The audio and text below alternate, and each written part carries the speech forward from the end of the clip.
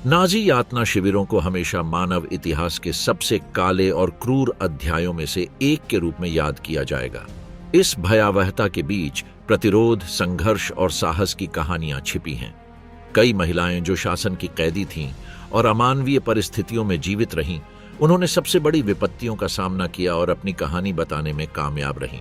उन्होंने डॉक्टरों के प्रयोगों को सीधे तौर पर झेला है, अत्यधिक क्रूरता के कृत्यों को देखा है और भागने और विद्रोह के हताश प्रयासों में सक्रिय रूप से भाग लिया है। उस नर्क में महिलाओं पर विशेष रूप से क्या अत्याचार किए गए थे? नाजी यातना शिविरों की छाया में कौन से रहस्य छिपे हुए हैं? क्रूरता और साहस की कौन सी कहानियां अनकही रह गई हैं? यातना शिविरों की दीवारों के पीछे छिपा नरक। ऑशविट्ज, बिर्केनौ और माजदानिक जैसे एकाग्रता शिविरों में पहुंची तो नाजी शासन की क्रूरता तुरंत स्पष्ट हो गई। इस दमनकारी संरचना के मुख्य अपराधियों में से एक कार्ल ओटो कोच था, जो बुचेनवाल्ड और माजदानिक शिविरों का कमांडेंट था। कोच ने कैदियों पर पूर्ण नियंत्रण किया, आतंक का शासन लागू किया जिसमें हिंसा और भय सबसे आम उपकरण थे। पुरुष, महिलाएं और बच्चे बिना किसी भेदभाव के उसके अधिकार के अधीन थे, जबकि व्यवस्थित दमन की गतिशीलता को मजबूत किया गया था।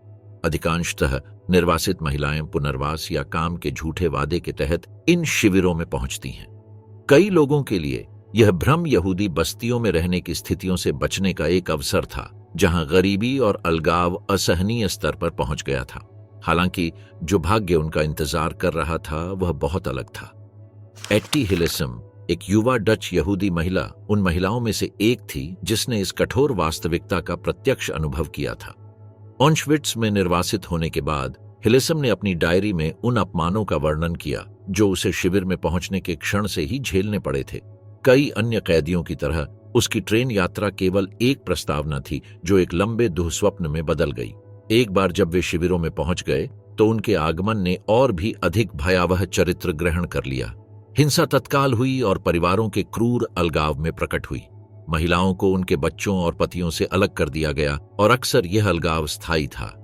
इन अलगावों की देखरेख ऑशविट्ज बिर्केनौ के डिप्टी कमांडेंट जोहान श्वार्जुबर जैसे प्रमुख व्यक्तियों के हाथों में थी। श्वार्जुबर को उन कैदियों को चुनने का काम सौंपा गया था जिन्हें ट्रेन से उतरने के बाद जबरन श्रम या सीधे गैस चैम्बर में भेजा जाएगा। इस ठंडी और गणना की गई चयन प्रक्रिया ने कुछ ही सेकंड में महिलाओं और बच्चों सहित हजारों लोगों के जीवन या मृत्यु का फैसला कर दिया। डेल्बो जैसे लोगों की गवाही के कारण एकाग्रता शिविरों में दैनिक आतंक के रिकॉर्ड मौजूद हैं। इस लेखिका की शादी जॉर्ज डुडैच से हुई थी और दोनों नाजी कब्जे वाले फ्रांस में प्रतिरोध का हिस्सा थे, जहां उन्होंने भूमिगत संवाददाताओं के रूप में काम किया। वे साम्यवादी दार्शनिक जॉर्जेस पुलित्जर के समूह में शामिल हो गए और गुप्त समाचार पत्र लेट्रेस के प्रकाशन में सक्रिय भूमिका निभाई। 2 मार्च 1942 को जर्मन पुलिस अखबार की एक खेप को रोकने में सफल रही और चार्लोट तथा जॉर्ज को उनके अपार्टमेंट से गिरफ्तार कर लिया। 23 मई 1942 को अपनी पत्नी को अलविदा कहने के बाद दुदाच को गोली मार दी गई। विभिन्न हिरासत केंद्रों में घूमने के बाद डेल्बो को जनवरी 1943 में 229 अन्य फ्रांसीसी महिलाओं के साथ ऑशविट्ज एकाग्रता शिविर में निर्वासित कर दिया गया।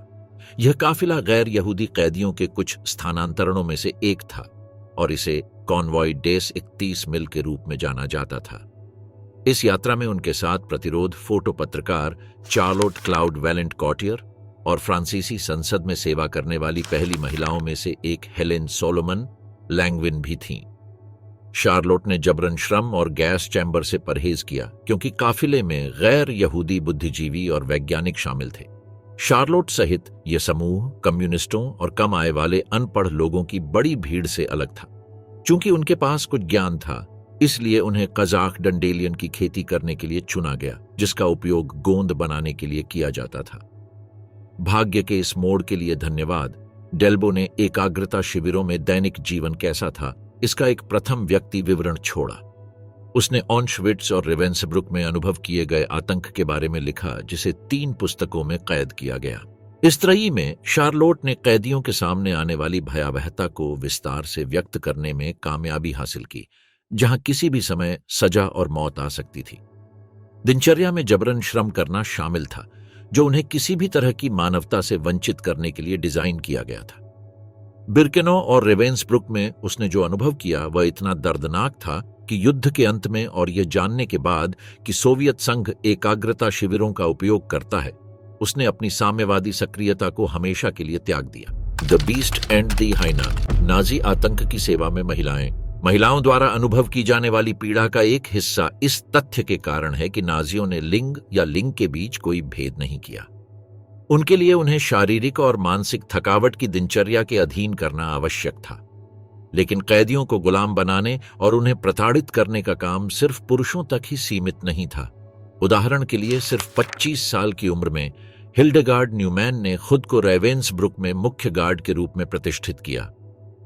कैदियों के साथ उनके व्यवहार के कारण उन्हें थेरेसियन स्टेट एकाग्रता शिविर में ओबेरुफ-सेहरिन के पद पर पदोन्नत किया गया था।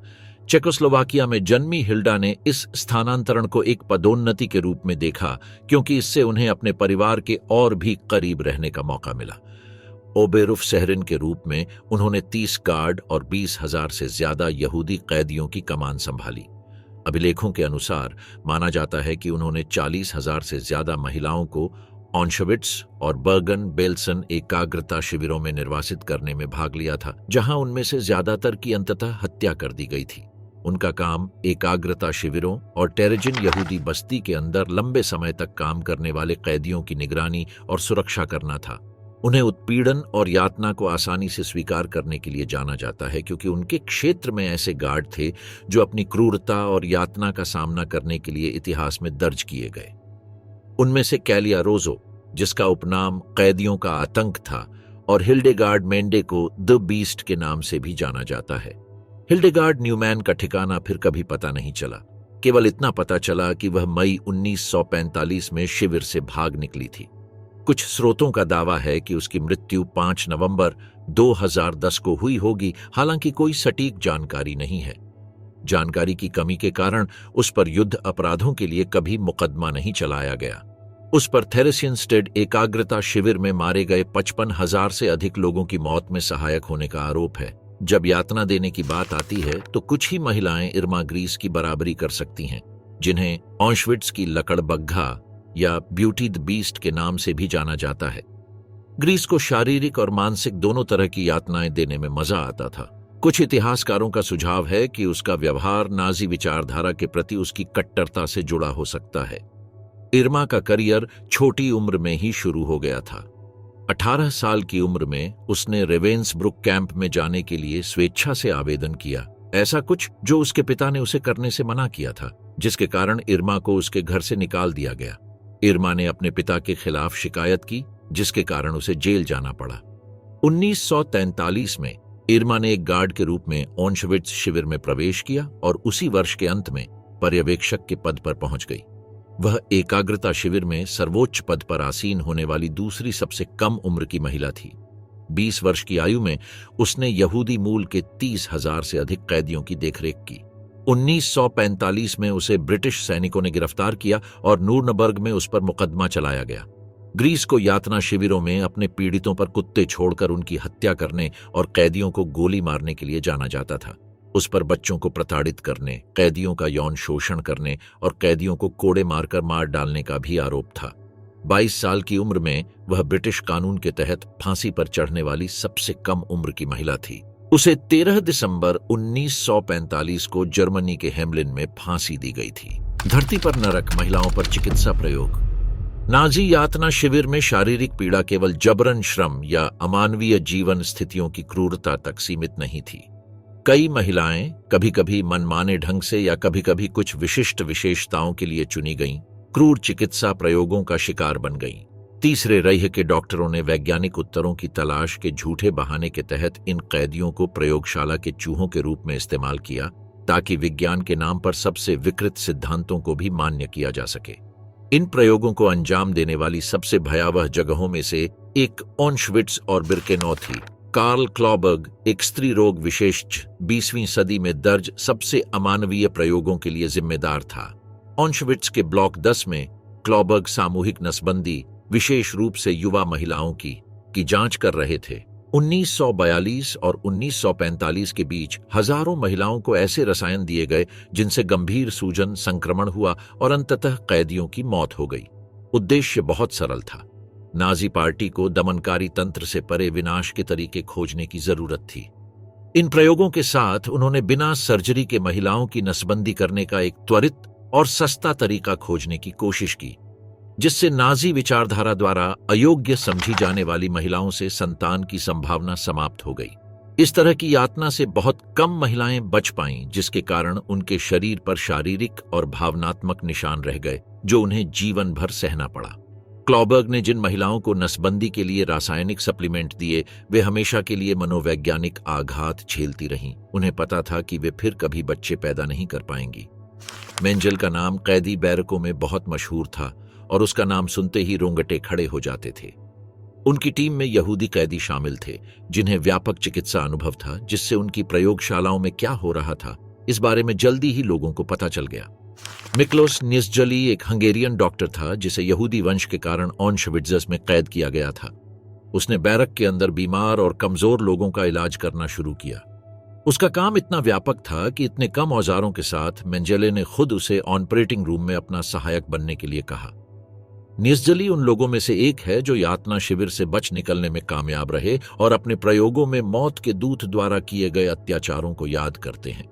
अपनी पुस्तक में मिक्लोस ने जुड़वां बच्चों या शारीरिक असामान्यताओं वाले लोगों के मामलों के प्रति मेंजेले के आकर्षण का विस्तार से वर्णन किया है। इन आनुवंशिक विशेषताओं की उत्पत्ति को समझने और क्लोनिंग के रहस्य की खोज करने के लक्ष्य के साथ मेंजेले ने भयावह और पूरी तरह से अमानवीय प्रयोग किए। सबसे प्रसिद्ध मामलों में से एक ओविट्स परिवार, विशेष रूप से ओविट्स बहनों का है। रोमानियाई मूल का यह यहूदी परिवार अपने बौनेपन के लिए जाना जाता था, लेकिन सबसे बढ़कर कलाकारों का एक यहूदी परिवार होने के कारण। कुल 10 सदस्य थे। उनमें से 7 अकोंड्रोप्लासिया बौनापन से पीड़ित थे और 3 औसत ऊंचाई के थे। ओविट्स को 1944 में ऑशविट्ज़ में निर्वासित कर दिया गया था और जबरन श्रम के लिए अयोग्य होने के कारण गैस चैम्बर में भेजे जाने के बजाय उन्हें विशेष रूप से मेंजेल द्वारा अपने भयानक आनुवंशिक अध्ययनों में भाग लेने के लिए चुना गया था। ओविट्स बहनों पर भयानक प्रयोग किए गए। रीढ़ की हड्डी में छेद करना, अस्थि मज्जा निकालना और आंखों की जांच करना, ये सभी बिना किसी एनेस्थीसिया के किए गए। इन यातनाओं का लक्ष्य बौनेपन के आनुवंशिक कारणों का पता लगाना था। इन यातना सत्रों के बाद भी ओविट्स बहनें युद्ध से बच निकलने में कामयाब रहीं, लेकिन प्रयोगों की यादें उन्हें हमेशा सताती रहीं। उनका लचीलापन इस बात का प्रतीक और प्रमाण भी है कि कैसे साहस भयावहता के सामने खड़ा रहता है। लेकिन ऑशविट्ज़ धरती पर एकमात्र नरक नहीं था। रेवेंसब्रुक भी भयानक मानवीय अत्याचारों का स्थल था। कार्ल गेबर्ट के निर्देशन में कैदियों को बिना एनेस्थीसिया के शल्य चिकित्सा प्रक्रियाओं से गुजरना पड़ता था। इसका उद्देश्य संक्रमण के लिए विभिन्न उपचारों की प्रभावशीलता का परीक्षण करना था, एक परीक्षण पद्धति के रूप में जिसे बाद में अस्पतालों से दूर अधिक चरम स्थितियों में इस्तेमाल किया जा सकता था, जैसे कि युद्ध के मैदान में। कई महिलाओं के घावों को जानबूझकर बैक्टीरिया, कांच या धातु के टुकड़ों से संक्रमित किया गया ताकि यह देखा जा सके कि उनका शरीर प्रयोगात्मक उपचारों पर कैसी प्रतिक्रिया देगा। जिन महिलाओं को ये परीक्षण झेलने पड़े उनमें जादविगा भी शामिल थीं। जिदो, एक युवा पोलिश महिला, कई शल्य चिकित्सा प्रयोगों से गुजरी। जिदो के पैर पर एक घाव जानबूझकर बैक्टीरिया और दूषित मिट्टी से संक्रमित किया गया था और फिर उस पर विभिन्न प्रकार की सर्जरी की गई थी। नूरनबर्ग परीक्षणों के दौरान उसने खुद इन यातनाओं से छोड़े गए निशान दिखाए, दुनिया के सामने रावेंसब्रुक में उसके द्वारा अनुभव किए गए अत्याचारों की गवाही दी। प्रतिरोध की भूमिका में महिलाएं। नाजी यातना शिविरों के आतंक और उत्पीड़न के बीच कुछ महिलाओं ने न केवल अपने अस्तित्व के लिए लड़ाई लड़ी, बल्कि प्रतिरोध में भी महत्वपूर्ण भूमिका निभाई। अमानवीय परिस्थितियों और दैनिक क्रूरता के बावजूद ये महिलाएं साहस, सरलता और एकजुटता का प्रतीक बन गईं। एकाग्रता शिविरों में महिलाओं को न केवल शारीरिक अस्तित्व के लिए संघर्ष करना पड़ता था, बल्कि प्रतिरोध की जटिलता और उससे जुड़ी हर चीज से भी जूझना पड़ता था। आतंक का स्तर इतना था कि कैदियों में उत्पीड़न और यातना के खिलाफ उठने की स्वाभाविक इच्छा पैदा हो गई। ऑशविट्ज़ में कुछ कैदियों ने गुप्त सहायता नेटवर्क का आयोजन किया, सूचना और संसाधन साझा किए। एलेना गोर्स्का, एक युवा पोलिश कैदी, एक जासूसी नेटवर्क के आयोजन में अपनी भूमिका के लिए उल्लेखनीय थी, जिसने कैदियों को शिविर के बाहर सेना की गतिविधियों और अंदर की स्थितियों के बारे में जानकारी हासिल करने में मदद की। इन नेटवर्क के माध्यम से कैदी बाहरी दुनिया से संवाद कर सकते थे और प्रतिरोध के विभिन्न केंद्रों को संगठित करने के लिए जानकारी प्रदान कर सकते थे। चूंकि कई महिलाएं चिकित्सकों की सहायक के रूप में काम करती थीं, इसलिए शिविरों के भीतर जासूसी और तस्करी का यह नेटवर्क ज्यादा से ज्यादा लोगों को जीवित रखने के लिए महत्वपूर्ण था। कई लोग बिना किसी की नजर में आए भोजन और दवाइयां चुरा लेते थे, गार्डों की नजर से बचने के लिए उन्हें अपने कपड़ों में छिपा लेते थे और जरूरतमंद महिलाओं तक पहुंचा देते थे। प्रतिरोध के ये छोटे छोटे काम नाजी तंत्र का सामना करने का एक शक्तिशाली तरीका थे, भले ही उन्हें पता था कि ऐसा करने से उनकी और उनके प्रियजनों की जान जोखिम में पड़ जाएगी। लेकिन जर्मनों के खिलाफ अवज्ञा का अंतिम कार्य एकाग्रता शिविर से भागना था। इसमें शामिल भारी जोखिम के बावजूद भागने के कुछ प्रयासों में बहादुर महिलाओं को भी शामिल किया गया था। यह मामला मार्टा जिमेटबाम का है, जिनका जन्म 1918 में पोलैंड के ब्रेजको में हुआ था। उन्हें 1942 में बेल्जियम के एंटवर्प में पकड़ लिया गया था और जर्मनों द्वारा ऑशविट्ज एकाग्रता शिविर में ले जाया गया था। कई भाषाओं में पारंगत मार्टा को एक विशेषाधिकार प्राप्त पद प्राप्त था, कैदियों और नाजी अधिकारियों के बीच एक दुभाषिया के रूप में काम करना। इस विशेषाधिकार प्राप्त पद के बावजूद मार्टा ने प्रतिरोध के लिए प्रतिबद्ध होने का फैसला किया, कैदियों को भोजन और दवा प्राप्त करने में मदद की और खुद को खतरनाक स्थितियों से बचाया। 1944 में उसने अपने प्रेमी एडवर्ड गैलिंस्की के साथ भागने का फैसला किया। साथ में उन्होंने 24 जून 1944 को भागने की योजना बनाई। उस सप्ताहांत के दौरान कम सुरक्षा का फायदा उठाते हुए वे एक शूटस्टाफेल वर्दी भेष और एक खाली पास का उपयोग करके शिविर से बाहर निकलने में कामयाब रहे, लेकिन 2 सप्ताह बाद 6 जुलाई को बेस्किट्स पर्वत में पकड़े गए। पकड़े जाने के बाद उन दोनों को 15 सितंबर 1944 को सार्वजनिक रूप से फांसी दिए जाने के लिए बिर्केनौ भेजा गया। महिलाओं की भूमिका और सोंडर कमांडो के साथ उनका संबंध। नाजी मौत की मशीन के भीतर कैदियों का एक समूह था जो जर्मनों द्वारा मजबूर होकर एकाग्रता शिविरों में सबसे भयानक कार्य करते थे। वे सोंडर कमांडो थे, जर्मन से अनुवादित इसका अर्थ है विशेष कमांडो, और वे ज्यादातर यहूदी पुरुषों से बने थे। उन्हें श्मशान और गैस कक्षों में काम करने के लिए मजबूर किया गया था, जो सामूहिक विनाश प्रक्रिया में मुख्य भूमिका निभाते थे। सोंडर कमांडो ऑशविट्ज, बिर्केनौ, ट्रेबलिंका और सोबिबोर जैसे शिविरों में काम करते थे और गैस चैम्बर से शवों को निकालने, उन्हें श्मशान में जलाने और राख का निपटान करने के लिए जिम्मेदार थे। मौत की धमकी के तहत लगाए गए इस कार्य ने उन्हें नरसंहार की पूरी सीमा तक अनिच्छुक गवाह बना दिया। ये लोग लगातार मौत के खतरे में रहते थे और एक सोंडर कमांडो का जीवन काल शायद ही कभी 3 महीने से अधिक होता था, क्योंकि उन्हें खतरनाक गवाह बनने से रोकने के लिए कई महीनों के काम के बाद मार दिया जाता था। वास्तव में एक सोंडर कमांडो का पहला काम पिछले टास्क फोर्स की राख का दाह संस्कार करना और उसका निपटान करना था, जिससे वे कुछ महीनों में उनके साथ होने वाली घटनाओं के प्रत्यक्षदर्शी बन सकें। अपने भयानक भाग्य के बावजूद सोंडर कमांडो को अन्य कैदियों की तुलना में शिविरों के भीतर कुछ विशेषाधिकार प्राप्त थे। ये जानते हुए कि उन्हें थोड़े समय की सेवा के बाद मार दिया जाएगा, उन्हें अन्य यहूदियों की तुलना में अधिक भोजन राशन और बेहतर रहने की स्थिति मिली। इसका मतलब यह नहीं था कि वे लगातार डर के माहौल में नहीं रहते थे। उन्हें नहीं पता था कि उन्हें कब मार दिया जाएगा और उनकी सेवा में हर गलती के लिए मौत की सजा दी जाती थी। हालांकि यह जानते हुए कि उनके दिन गिने हुए थे, कई लोगों ने अपने लिए इन अतिरिक्त राशन का लाभ नहीं उठाना चुना। कुछ ने शिविरों के भीतर गुप्त नेटवर्क के माध्यम से अन्य कम भाग्यशाली कैदियों, मुख्य रूप से महिलाओं के साथ अपना भोजन साझा किया। हालांकि सोंडर कमांडो में मुख्य रूप से पुरुष थे, लेकिन महिला कैदियों के साथ उनका संपर्क ऐसे नियंत्रित वातावरण में अपेक्षा से कहीं अधिक था।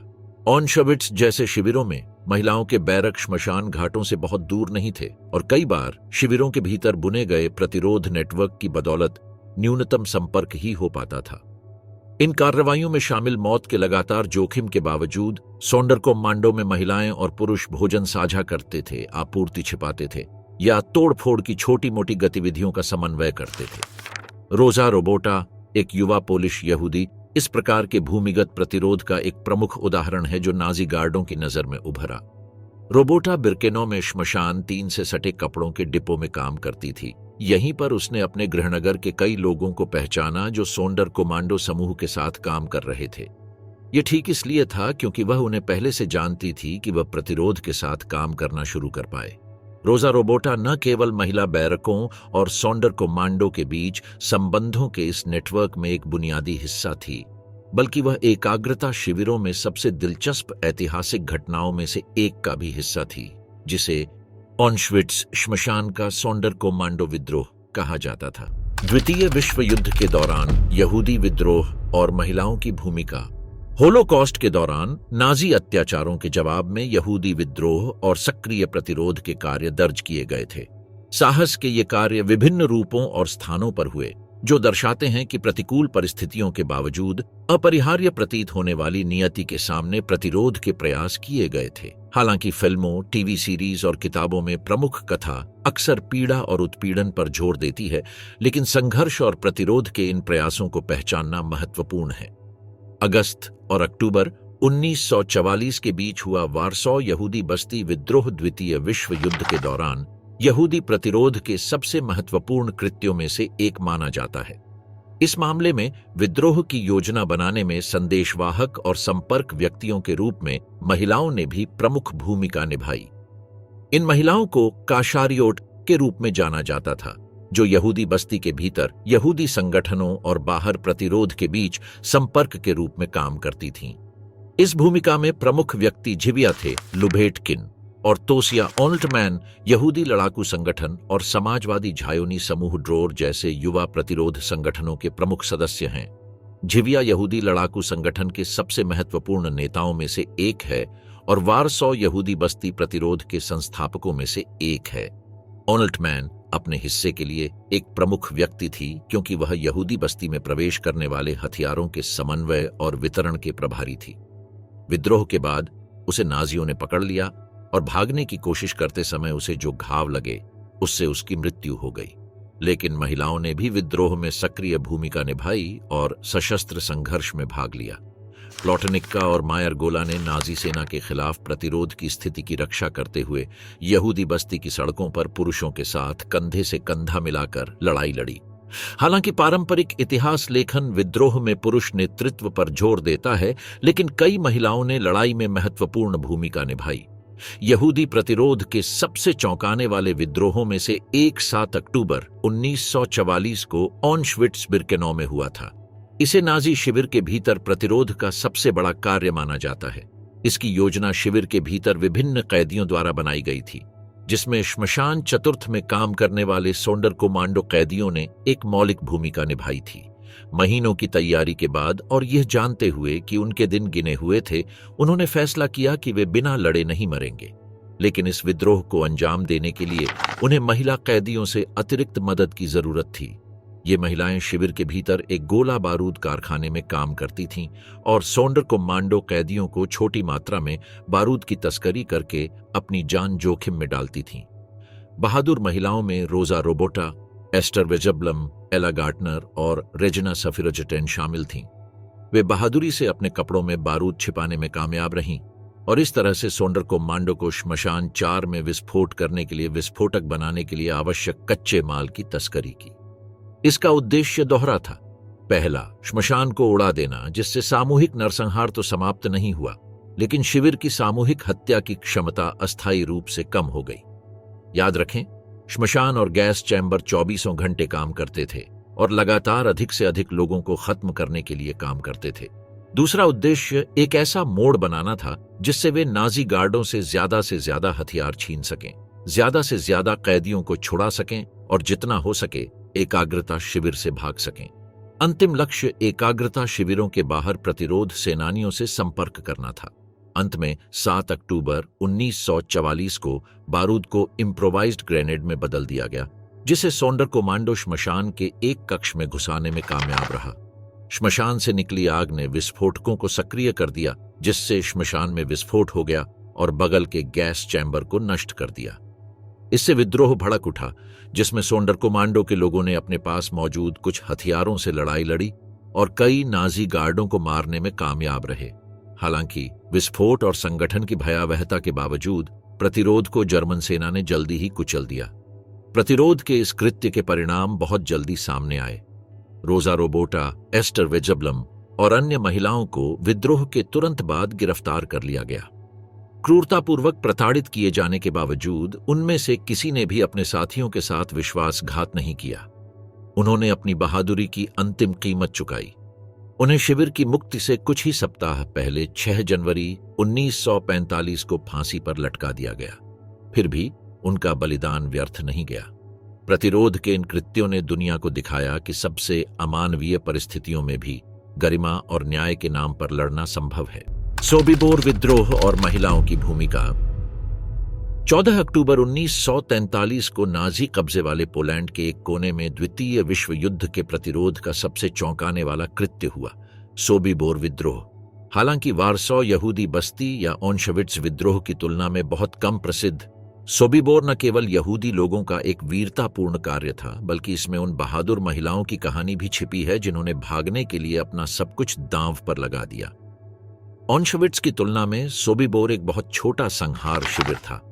उदाहरण के लिए यह अनुमान लगाया जाता है कि ऑशविट्ज ने 10 लाख से ज्यादा लोगों की हत्या की थी, जबकि सोबिबोर में नाजियों ने 170,000 से 250,000 लोगों की हत्या की थी। लेकिन सोबिबोर को तीसरे राइख द्वारा पूरी तरह से और विशेष रूप से राज्य के दुश्मनों के रूप में वर्गीकृत लोगों की व्यवस्थित रूप से हत्या करने के लिए बनाया गया था। ऑशविट्ज बिर्केनौ परिसर भी एक संहार केंद्र था, लेकिन यह एक एकाग्रता और जबरन श्रम शिविर के रूप में भी काम करता था।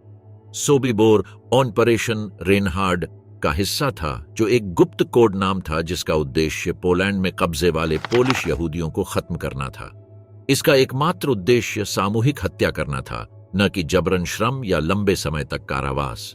किसी व्यक्ति को कैदी के रूप में सोबिबोर में स्थानांतरित करना तत्काल मृत्युदंड था। हालांकि 14 अक्टूबर 1943 को कैदियों के एक समूह ने असंभव को हासिल किया। उन्होंने भागने के प्रयास में नाजियों के खिलाफ विद्रोह कर दिया।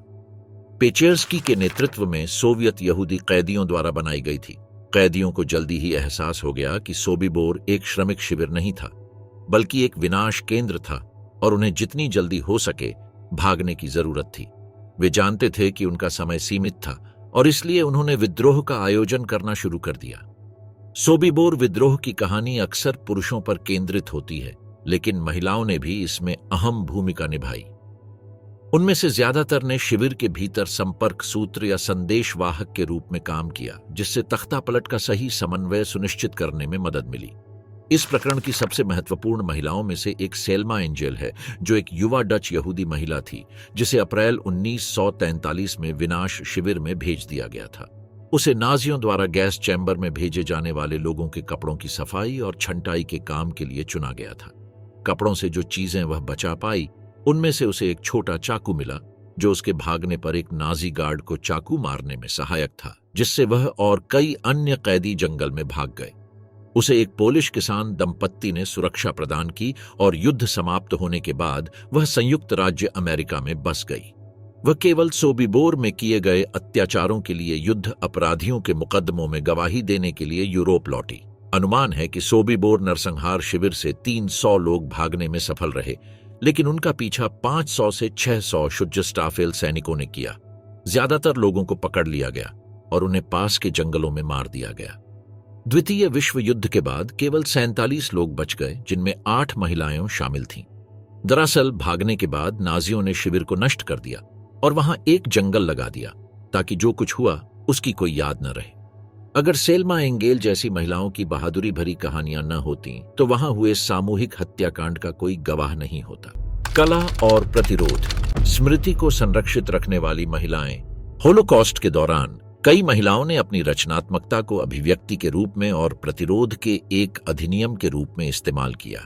पेंटिंग, कविता, रंगमंच और संगीत के माध्यम से इन कलाकारों ने न केवल जीवित रहने की कोशिश की, बल्कि अपनी और अपने समुदायों की यादों को भी संरक्षित किया, जिससे इतिहास के इस काले दौर का एक प्रामाणिक और दिल दहला देने वाला रिकॉर्ड बना। उदाहरण के लिए 1923 में जन्मी पोलिश यहूदी कलाकार जावा रोसेनफार्ब को नाजी यातना शिविरों में होने वाली पीड़ा और रोजमर्रा की जिंदगी को अपने चित्रों में चित्रित करने के लिए जाना जाता था।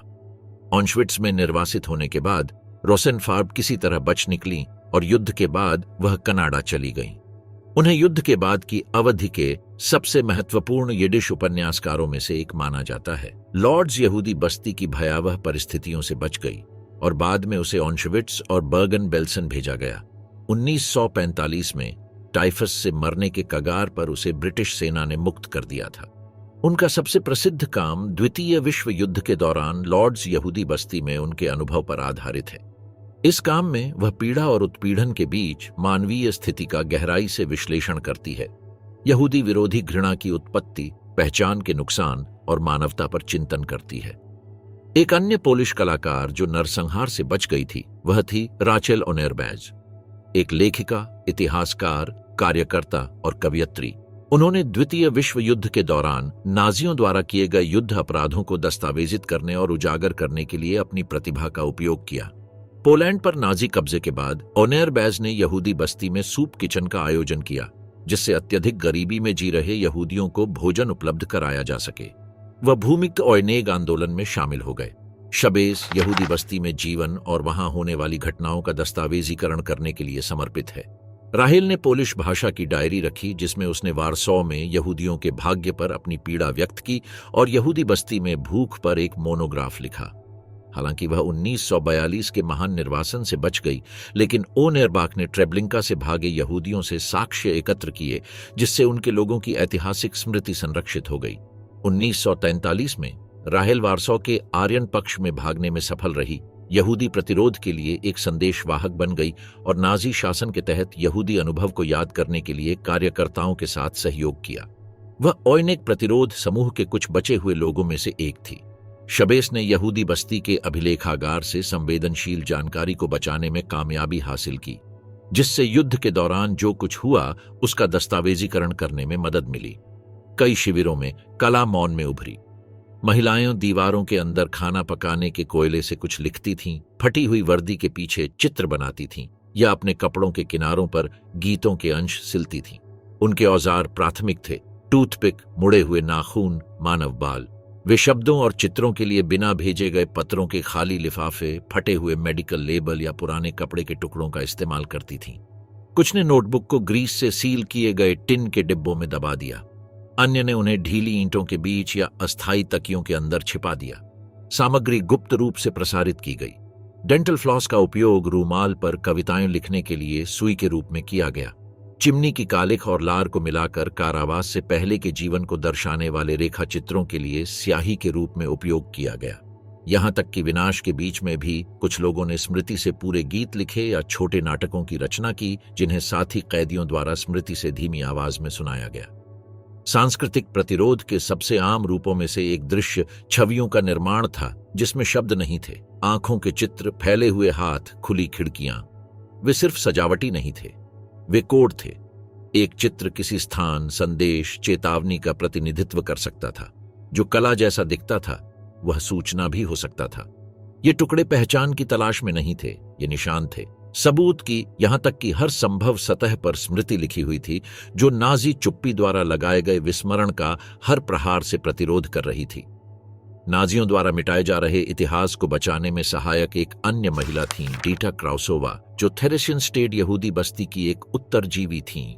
ऑशविट्ज एकाग्रता शिविर में एक गुप्त पुस्तकालय के आयोजन में उनके साहस के लिए दुनिया भर में जाना जाता है, जहां नाजियों द्वारा प्रतिबंधित पुस्तकों, लेखों और निबंधों को साझा किया जाता था। फ्रेडी हिर्श के साथ एक यहूदी जिसने शिविर के अंदर बच्चों के लिए एक स्कूल का आयोजन किया, वे केवल 8 पुस्तकों और कुछ लेखों से युक्त इस गुप्त पुस्तकालय को बनाने में कामयाब रहे। डीटा इन पुस्तकों की देखभाल और उन्हें छिपाने के लिए प्रभारी थी, ताकि नाजियों को उनकी खोज न करने का मौका मिले। उन्हें 1944 में बर्गन बेल्सन में स्थानांतरित कर दिया गया और फिर 1945 में मित्र देशों की सेनाओं द्वारा मुक्त कर दिया गया। क्राउसोवा ने साहित्य को प्रतिरोध के रूप में उपयोग करते हुए संस्कृति और ज्ञान को संरक्षित करने में महत्वपूर्ण भूमिका निभाई। स्टैनिस्लावा की कहानी लेस्जिंस्का एकाग्रता शिविरों में दैनिक जीवन के सबसे दर्दनाक और कम से कम प्रलेखित पहलुओं में से एक गर्भवती महिलाओं का अनुभव था, विशेष रूप से ऐसे प्रसव जो संभवतः सबसे अमानवीय परिस्थितियों में हुए थे। अधिकांश गर्भवती महिलाओं को आगमन के तुरंत बाद गैस चैम्बर की सजा सुनाई गई थी, लेकिन कुछ इस भाग्य से बचने में कामयाब रहीं और शिविरों में जन्म दिया।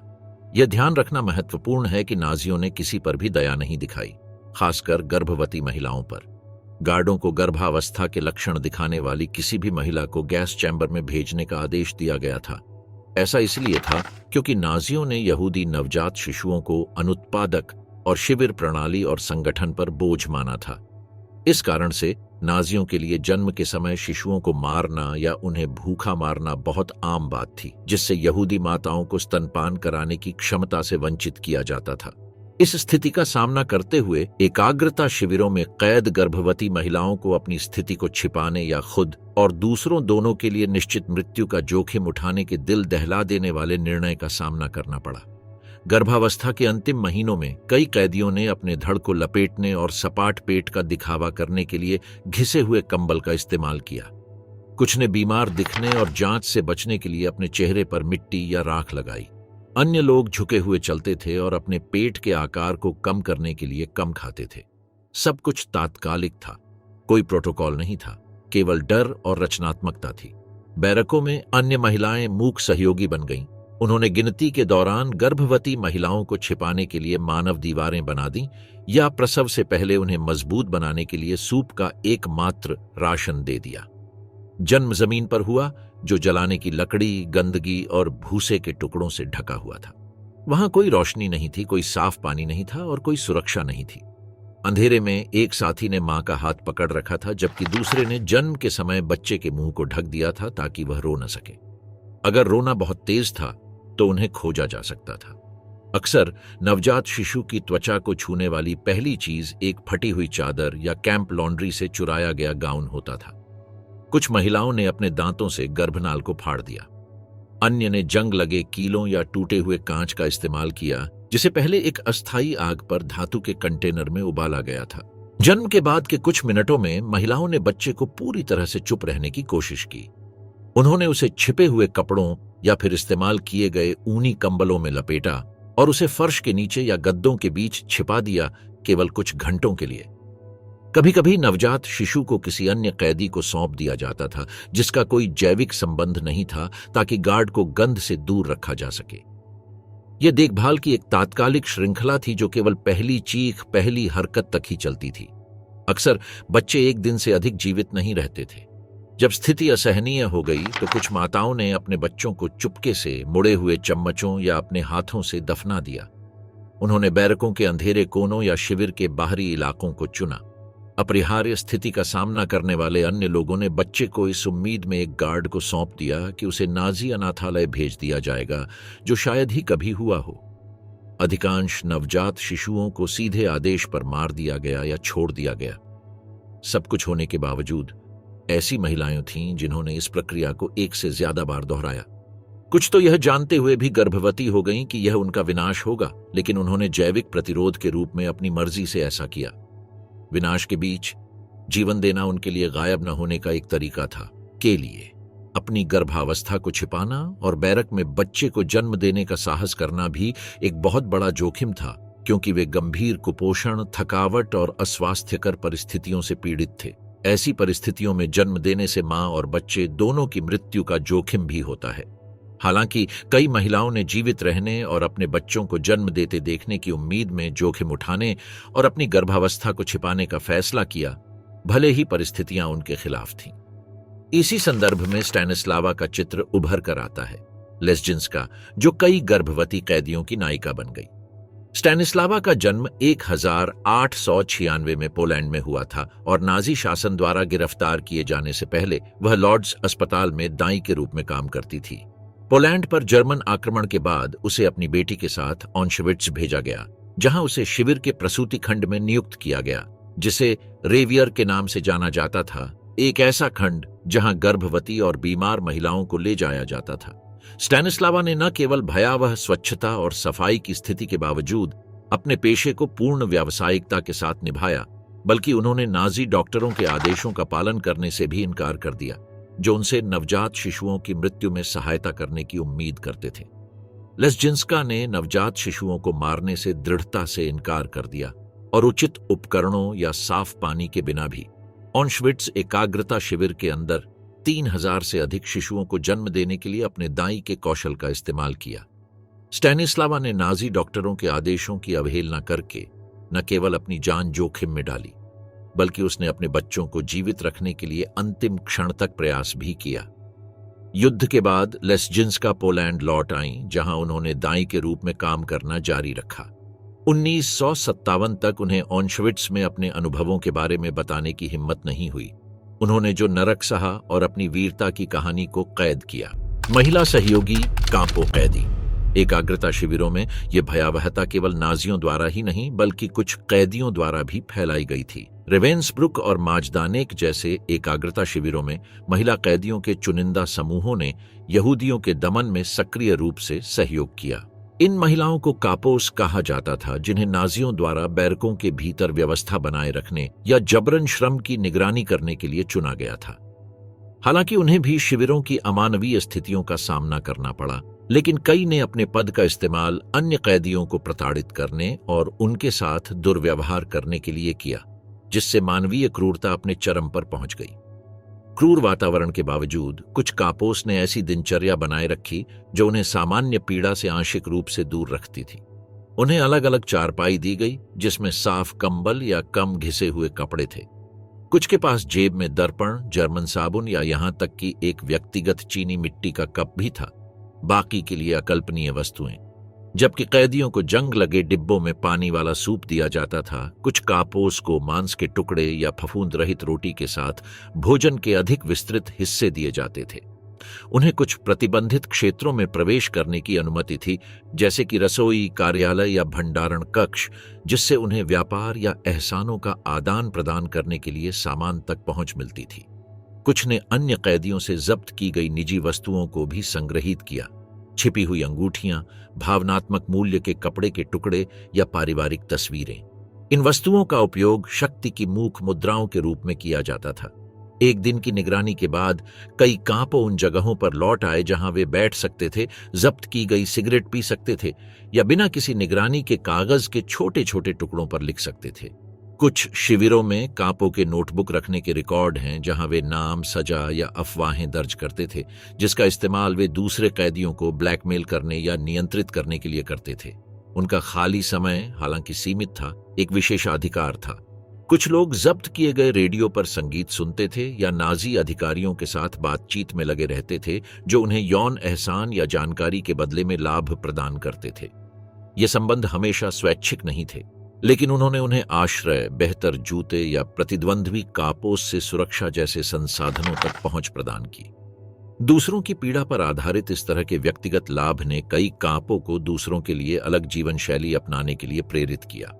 जबकि सैकड़ों महिलाएं दुख में सड़ रही थीं, उन्होंने विश्वासघात और उपयोगिता द्वारा गढ़ी गई एक नाजुक श्रेष्ठता को बनाए रखा। यह दैनिक विरोधाभास, बेहतर खाना, अधिक सोना, साबुन का उपयोग करना, उन लोगों के लिए मनोवैज्ञानिक दंड का एक और रूप था जो उन्हें देखते थे। उनमें से एक थी हरमाइन ब्राउनस्टीनर, जिसे अंततः जबरन श्रम और यहां तक कि चिकित्सा प्रयोगों के लिए महिलाओं को चुनने का प्रभारी बनाया गया था। कैदियों को दंडित करने में उनके क्रूर व्यवहार के कारण उन्हें माजदानेक की घोड़ी के रूप में जाना जाता था। वह थकावट से गिरने वाली महिलाओं को अपने जूतों से पीटती थी और तब तक नहीं रुकती थी जब तक कि वह उन्हें गंभीर रूप से घायल नहीं कर देती। युद्ध के अंत के करीब ब्राउनस्टीनर मई 1945 में रेड आर्मी से भागने में सफल रही और ऑस्ट्रिया में छिप गई। उसे ऑस्ट्रियाई पुलिस ने गिरफ्तार कर लिया और ब्रिटिश सेना को सौंप दिया। उसने ऑस्ट्रियाई जेल में 3 साल बिताए और रिहा होने पर उसने अमेरिकी रसेल रयान से शादी कर ली। इस विवाह के माध्यम से हरमाइन ने अमेरिकी नागरिकता प्राप्त की और यह जोड़ा 1960 के दशक की शुरुआत में न्यूयॉर्क के मैस्पेथ में बस गया। 1964 में ब्राउनस्टीनर को नाजी शिकारी ने खोजा था। साइमन विसेंथल ने अपने मामले की सूचना अधिकारियों को दी।